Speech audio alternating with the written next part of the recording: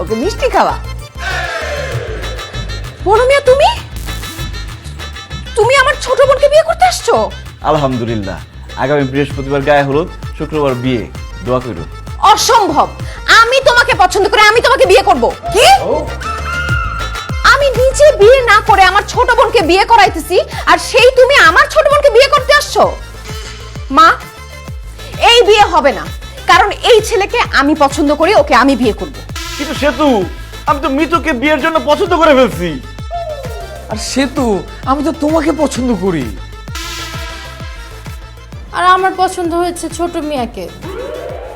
বড় মিয়ার সাথে আমার বিয়ে না হয়ে ছোট মিয়ার সাথে আমার বিয়ে হলে ভালো হইতো। না মিতু, বড় মিয়া তোমাকে পছন্দ করছে, তোমার বিয়ে বড় মিয়ার সাথেই হবে। ফালতু কথা একদম বলবা না। বড় মিয়াকে আমি পছন্দ করি, ওকে আমি বিয়ে করব। তুমিও ফালতু কথা বলবা না। ছোট মিয়া তোমাকে পছন্দ করে, বিয়ে হলে ছোট মিয়ার সাথে তোমার বিয়ে হবে। আমি করবো মিতুকে বিয়ে। কে কারে বিয়া করবে সেটা নিয়ে নিলাম চলতেছে বিয়াই। আবার তো মাথা ঘুরতেছে। এই তোরা যা তো, কে কারে বিয়া করবি নিজের সিদ্ধান্ত নে। যা যা কইতেছি। সিদ্ধান্ত হয়েই তো গেছে, আমার সাথে বিয়ে তো ঠিক হয়ে গেল।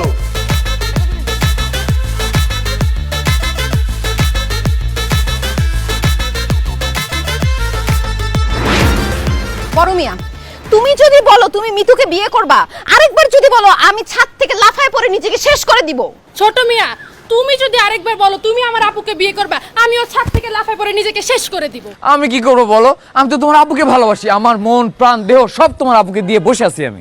আমিও আমার মন প্রাণ দেহ সব, না এখনো দেহ না, দেহ বাদে সবকিছু বড় মিয়াকে দিয়ে দিছি। আসলে মানুষ যা চায় তা পায় না, সেটা আবার প্রমাণ হইল। এদিকে আমি চাই মিতুকে, মিতু চায় ছোট মিয়াকে, ছোট মিয়া চায় সেতুকে, সেতু আবার চায় আমাকে। আরে জীবন, কেন মানুষের সাথে করো এমন? আচ্ছা বড় মিয়া, তাহলে এটা সমাধানটা কি? সমাধান হইতেছে তোমাকে ছ্যাঁকা খাইতে হবে। আমাকে ছ্যাঁকা খাইতে হবে মানে? মানে তুমি যেহেতু আমাকে পছন্দ করো, সো তোমাকে ছ্যাঁকাটা খাইতে হবে, আর তোমার বড় ভাইয়ের সাথে আমার বিয়ের ঘটনাটা ঘটাই দিতে হবে। তাইলে এই সমস্যার সুন্দর একটা সমাধান হয়ে যাবে। কিভাবে? দেখো, তোমার বড় ভাইয়ের সাথে যদি আমার বিয়ে হয়, তাহলে আমি তোমার কি হব? ভাবি। ভাবি তো তোমার চোখের সামনেই থাকবে। তুমি ভাবি হিসেবে আমার সাথে একটু কথাও বলতে পারবা, মাঝে মধ্যে দুষ্টামিও করতে পারবা। আর আমাদের বিয়ে হয়ে গেলে মিতু তোমার কি হবে? শালি। শালি। সো শালির সাথে তুমি মজা, দুষ্টামি, কথাবার্তা সবই করতে পারবা। Win win situation. কিন্তু কোনোভাবে যদি বড় মিয়ার সাথে মিতুর বিয়ে হয়ে যায়, তাইলে আমরা কেউ কারো মনের মানুষের ধারে কাছেও যাইতে পারবো না। বাহ, আইডিয়াটা দারুণ, আমার পছন্দ হয়েছে।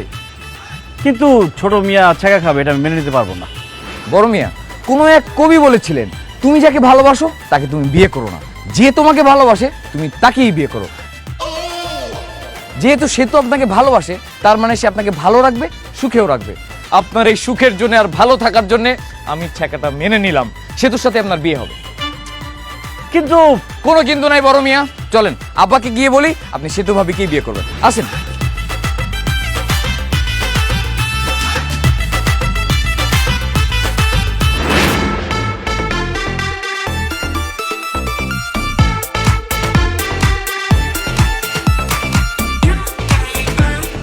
বল এবার কি সিদ্ধান্ত নিলি?